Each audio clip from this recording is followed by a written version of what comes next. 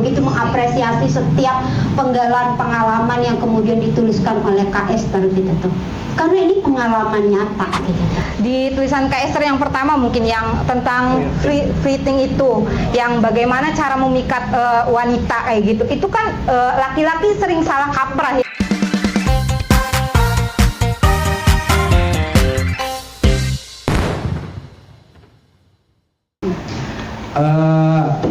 Kalau bahas sih kan Bu Asih bahas aja deh. Bebas. Kalau bahas sih kan memang concern di isu-isu seksualitas dan kekerasan seksual. Nah, bagaimana impresi Mbak Asih ketika atau setelah membaca buku ini? Apa sih hal-hal yang Mbak Asih temukan atau kesan-kesan yang Mbak Asih temukan seperti apa? Langsung saja terabas ya, Mbak. Ya, terabas. Oke, makasih Bondet, makasih Kak Esther. Jadi saya sudah membaca buku ini sampai selesai dan membaca buku-buku Kak Esther sebelumnya. Tapi buku ini tuh bagi aku ini sangat lebih menarik dan lebih renyah gitu tuh. Karena bukan mendetailkan ya. Jadi lebih gamblang gitu tuh. Cara menulisnya lebih mengalir, jadi menganggap tadi yang Kaiser bilang bahwa seks itu bukan soal hubungan seksual aja gitu kan gitu tuh, tapi semuanya gitu tuh. Jadi dan tidak tabu gitu, dan saya senang sekali gitu tuh. Kenapa kemudian selalu mengapresiasi setiap karya-karyanya Kak Esther yang dituliskan gitu tuh, karena bagi kami pun di Umarama gitu tuh, seksualitas itu kan bagian dari kehidupan kita, tentang kebertubuhan kita yang itu berkaitan dengan semua lini kehidupan kita. Jadi bukan soal tadi, bukan soal esak-esak gitu, bukan gitu tuh, tapi semua mengalir dari denyut nadi kita, dan itu selama ini tadi gitu purba gitu tuh. Dan aku dari tadi Adit bilang purba, kalau aku menemukan istilah yang kemudian menarik di buku ini soal primitif gitu. Primitif gitu tuh, itu kan primitif gitu tuh, ideologi primitif kita itu sudah kita bawa sejak lahir gitu tuh. Jadi tadi yang purba primitif itu mirip-mirip, dan di sini ternyata kita semua juga sama, termasuk perempuan itu sendiri juga sama. Kita berada di dalam alam purba yang sangat primitif. Soal kita tidak boleh membicarakan soal seks ini gitu tuh, karena seks itu dianggap sebagai sesuatu yang jorok, yang negatif. Dan di tulisan ini saya ingin mengajak teman-teman biar teman-teman penasaran dan beli bukunya Kak Esther gitu. Karena teman-teman saya kenapa begitu mengapresiasi setiap penggalan pengalaman yang kemudian dituliskan oleh Kak Esther gitu tuh, karena ini pengalaman nyata gitu tuh. Dan tidak semua orang itu mampu menuliskan apa yang dia alami gitu. Dan Kak Esther itu door to door ke hampir seluruh gitu tuh. Dan itu ketika saya mencoba membayangkan menjadi seorang Esther gitu tuh. Seorang Esther yang menuliskan semua penggalan pengalaman kehidupannya, tentang kebertubuhannya, berelasinya, semua gitu tuh. Dari dia kecil sampai kemudian yang Esther yang sekarang gitu tuh, menemukan Esther yang sekarang. Itu kan dia jungkir balik gitu tuh. Jadi saya ingin mengajak teman-teman bahwa tulisannya Kak Esther itu bagi aku itu seperti aku bercermin tentang ini loh, sesuatu yang sebenarnya kita jauhkan, kita bicarakan gitu tuh. Di buku ini tuh setiap yang tadinya besar gitu, itu menjadi sesuatu yang kecil-kecil gitu.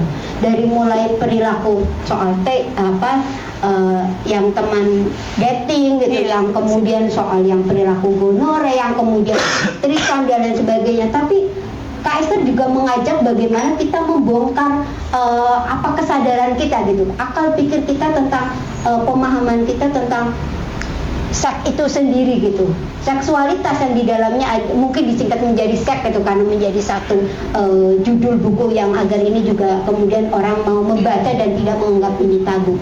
Gitu sih, saya ingin mau bilang begitu gitu. Saya mau bilang bahwa buku ini tuh seperti aku bilang ya, proses Kak Esther yang luar biasa, yang dia tidak ingin menabuhkan atau menganggap bahwa ini sesuatu yang kemudian hanya ngomongin soal hubungan seksual, dan ini luar biasa gitu tuh. Kenapa Umarama selalu harus terus, dan bagi saya membincangkan ini ya terus dibincangkan. Kalau tidak pernah dibincangkan gitu tuh, itu tuh kita akan terus berada di dunia purba gitu tuh. Mau sehebat apapun alam zaman peradaban ini gitu tuh, kalau seks itu kemudian dianggap tabu, ya kita akan berada di alam purba selamanya gitu tuh. Tuh. Itu sih. Oke. Makasih Dit. Ya, terima kasih Mbak Asih ya. Ya itu ya, menarik ya. Terkait seksualitas itu kan ya, kalau kita biasanya ada yang berpendapat bahwasanya seksualitas itu dimulai ketika agil balik gitu ya. Ketika laki-laki itu mimpi basah dan perempuan menstruasi. Sebetulnya gimana sih Mbak, sebelum kencop ya, seksualitas itu dimulai dari kapan sih? Jadi kan kalau menurutku seks itu sesuatu yang dekat sekali dengan kehidupan kita ya. Dari kecil mungkin, bahkan kita berrelasi dengan teman, dengan pacar dan lain sebagainya kan akan sangat beririsan terus dengan seks. Tapi ketika seks melulu ditabukan, kita bisa terjebak pada hubungan yang berisiko gitu ya. Nah kalau menurut Mbak Asih, seksualitas itu apa gitu ya? Maksudnya bisa dijelaskan lebih gamblang lagi, kemudian dimulai dari kapan, dan kenapa kita perlu belajar itu? Kenapa kita perlu tidak mentabukan itu gitu tuh? Itu sih Mbak. Iya, makasih Adi. Seksualitas, seks itu apa? Itu kita itu seksualitas itu ada dari kita lahir sampai kita mati gitu tuh. Dari kita lahir sampai kita mati. Kenapa begitu gitu tuh? Seksualitas itu bagi saya memahami itu sesuatu yang dimana kita merasa nyaman, merasa apa ya? Nyaman gitu tuh, enak gitu tuh. Kita tuh merasa enak aja gitu. Apapun itu. Misalnya kalau anak-anak kecil, anak bayi itu kan dia merasa nyaman gitu tuh, anteng, diam gitu dengan apa gitu tuh. Misalnya mainan jempol itu juga bagian dari kemudian seksualitas. Ketika kemudian kita beranjak dewasa, mulai mengenal rasa-rasa lain, misalnya pubertas gitu tuh. Nah itu juga bagian dari seksualitas. Jadi bukan hanya soal misalnya gitu tuh. Kalau seks itu ngomongin soal organ genital aja ya, enggak gitu tuh. Seksualitas itu ngomongin seks, kita ngomongin tentang organ tubuh kita, soal seksual, soal relasi gender, soal peran, lalu juga soal bagaimana membangun relasi yang baik gitu tuh, memperlakukan orang yang baik gitu tuh, atau perilaku kita sehari-hari gitu tuh. Kita misalnya ngomong baik terhadap pasangan, atau kita melihat bapak ibu kita bercengkrama dengan asik gitu, menyenangkan, itu juga seksualitas gitu tuh. Jadi bukan hanya soal itu, dari kapan ya, dari lahir sampai meninggal gitu tuh, dan nggak melulu soal. Kenapa kita perlu kemudian kenapa selama ini mungkin orang menganggap itu tabu? Karena seks itu dianggap sesuatu yang jorok, sesuatu yang negatif. Kalau dibilang gitu, misalnya saya bilang dalam konteks pengetahuan, seolah-olah seks itu anak tiri gitu tuh, anak yang tidak boleh kita bawa keluar gitu tuh gitu. Tetapi itu penting.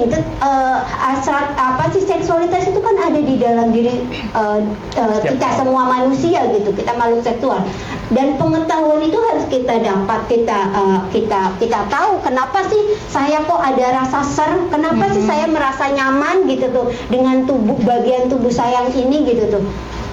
Kok saya misalnya anak kecil misalnya yang mereka tidak punya kekuatan untuk menolak, atau dia tidak punya keberanian untuk melawan atau apapun, ketika mereka mendapatkan satu perlakuan dari orang dewasa misalnya gitu tuh, terus kemudian dia merasa enak gitu, tanpa dia tahu gitu tuh. Bahayanya itu ketika dia merasa enak atas perilaku kekerasan seksual dari orang dewasa gitu tuh, dia kan ada unsur ketagihan gitu tuh, ada erotisme yang kemudian dia nikmatin gitu tuh. Nah, si tubuh seksual ini sudah teraktivasi oleh manusia bejat misalnya, yang kemudian mengaktifasi si tubuh seksual kita ini, otomatis gitu tuh saraf di dalam tubuh si anak ini kemudian dia akan menagih gitu. Berikutnya, selain dia menjadi orang yang anak yang mengalami, dia bisa jadi pelaku kemudian. Makanya kemudian ada beberapa orang yang kemudian langsung menuduh atau langsung menghukumi si anak ini, padahal bisa jadi misalnya yang kasus anak-anak ini kemudian sebenarnya dia ada latar tadi ada latar dia pernah mengalami itu gitu tuh. Kenapa kemudian ini? Nah, kenapa ini penting agar gitu? Kenapa seksualitas itu perlu kita bicarakan, perlu terus kita obrolkan itu agar kita tidak terjebak pada relasi hubungan yang kemudian seolah-olah menjadi manipulatif gitu, menjadi sesuatu yang manipulatif. Ada di buku ini juga soal manipulatif gitu, termasuk dengan menggunakan aplikasi dating ya di dunia sekarang gitu tuh misalnya. Itu juga menjadi alat manipulatif dengan tadi pengetahuan atau pemahaman kita yang masih purba gitu tuh, atau ideologi primitif yang tanpa ideologi primitif itu patriarkal itu gitu tuh, dan itu ada di alam bawah sadar kita semua gitu tuh.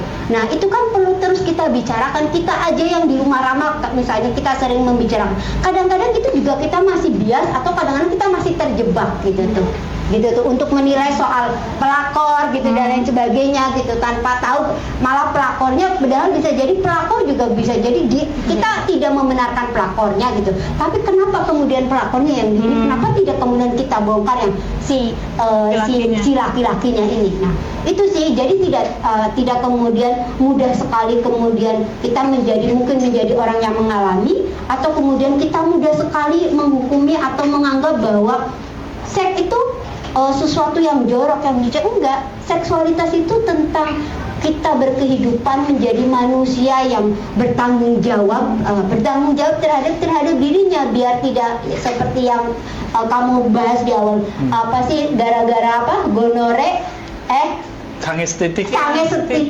gonore sebelanga, karena ketidaktahuan pengetahuan soal ini, edukasi tentang kesehatan reproduksi yang itu bagian dari seksualitas, ada di dalam seksualitas, kesehatan reproduksi tidak pernah kita dapatkan.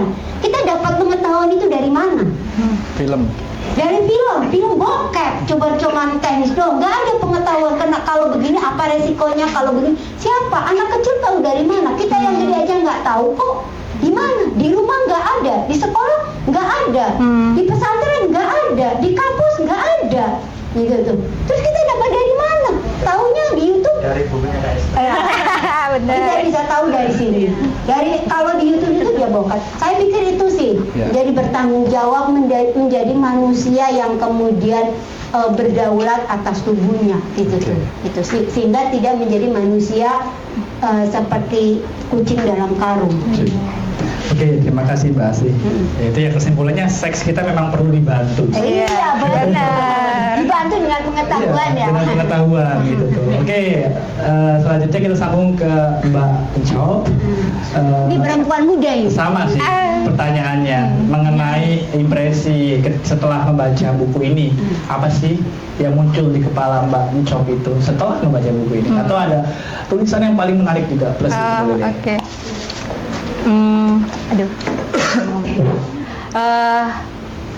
Kalau aku sendiri, aku malah tertarik dengan judul bukunya. Awal-awal baca judul bukunya itu, kayak kita memang perlu dibantu. Itu udah menggelitik sih sebenarnya. Kayak ya emang perlu dibantu. Aku setuju dengan itu. Karena ya tadi seperti sudah dijelaskan Bu Asih tadi.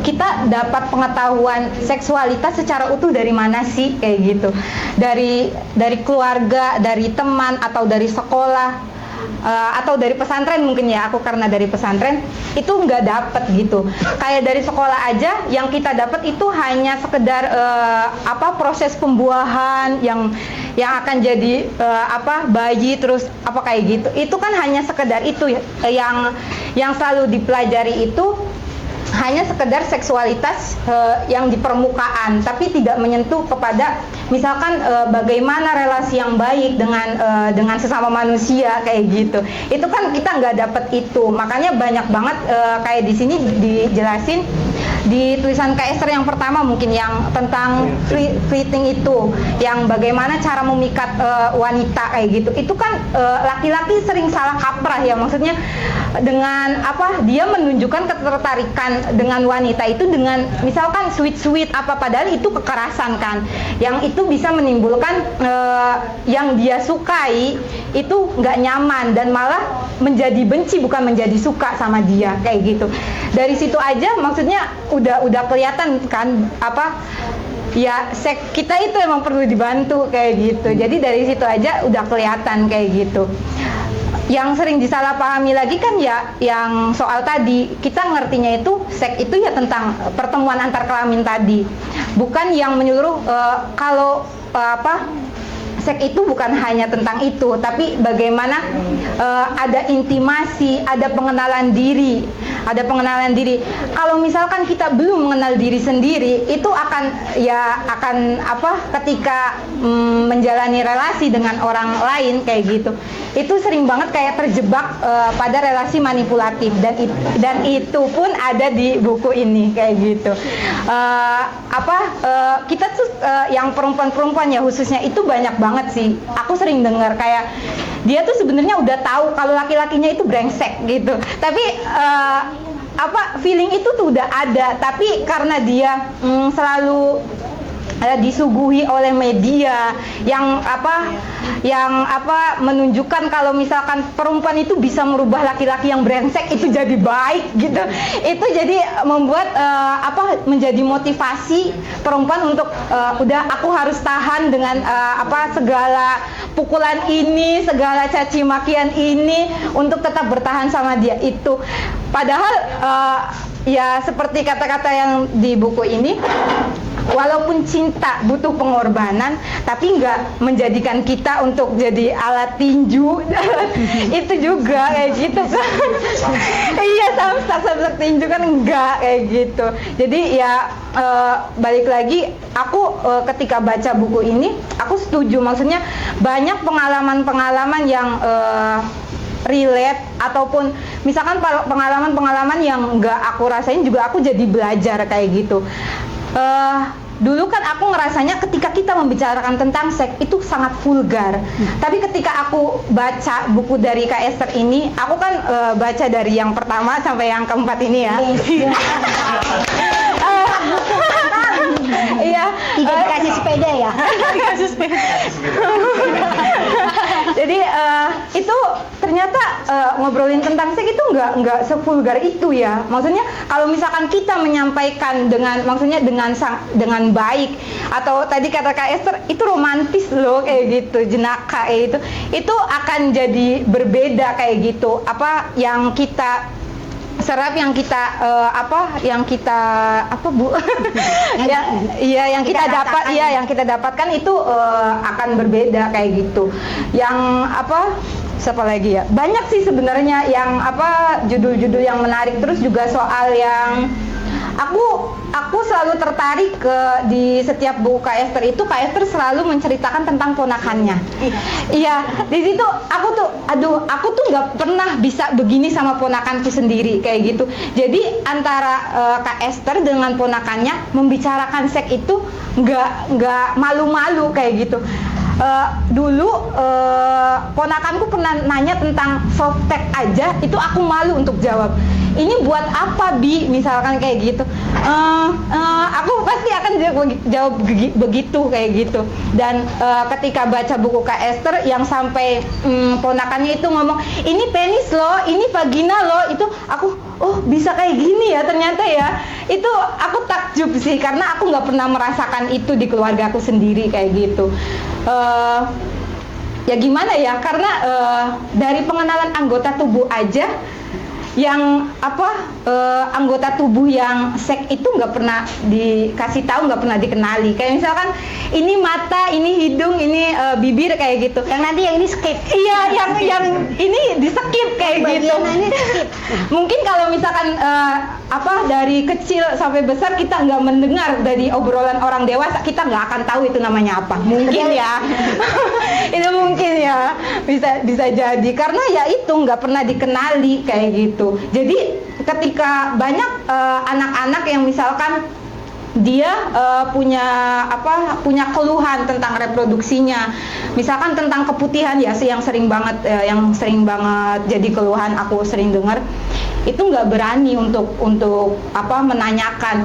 Kayak aku aja di pondok nih, sesama teman, padahal sesama teman dekat, untuk nanyain aku nih keputihannya misalkan buat gatel atau warnanya sudah berubah, itu dia malu untuk ngomong.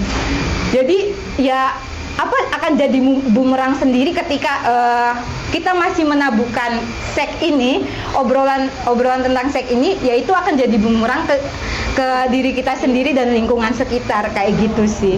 Jadi aduh aku sedikit emosi ya. Maaf ya. Itu sih. Oke, terima kasih Bacok. Kita kasih tepuk tangan dulu.